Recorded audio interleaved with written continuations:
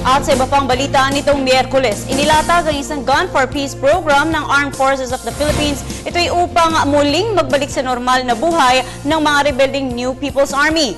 Balikan natin ang report ni Dina Pagidita.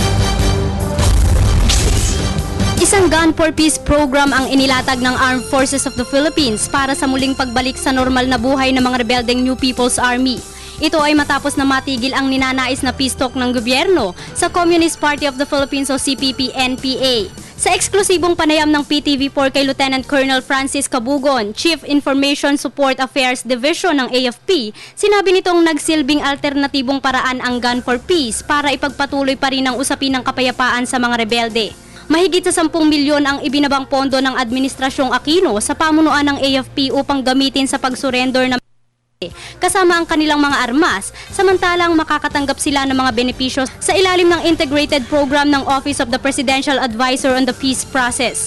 Isa na rito ang M16 na nagkakahalaga ng 50,000 pesos. Magsisilbi ang makukuha nilang pera sa pagsisimula ng panibagong buhay. Matapos namang sumuko ng mga rebelde ay isusurrender sila sa DSWD at LGUs. Paglapit kasi sa DSWD at saka sa LGU, may mga sari-sariling programa ito. May mga training sa TESDA, titingnan nila kung saan pwede silang ilapit, kung saan yung potential nila ma-develop. Layo ng programa na patunayan na sinsero ang sandatahang lakas at ang gobyerno sa kagustuhan nitong makamit na ang matagal nang inaasam na kapayapaan sa bansa.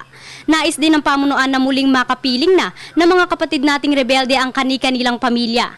Tiniyak naman ng AFP ang kaligtasan ng mga susukong rebelde. Sinesecure ng Armed Forces of the Philippines or either police yan kung sinong malapit. May mga agreement kami na tuhin natin na sila ay hindi mabalikan ng kanilang mga kasamahan. Panawagan ng sandatahang lakas sa mga rebelde. Sa ating pong mga kasamang mga NPA, ang inyong Armed Forces ay nandito po para patulungan kayo sa inyong pagbabalik loob. Alam na po namin na pagod na rin po kayo sa inyong walang saysay na pakikibaka.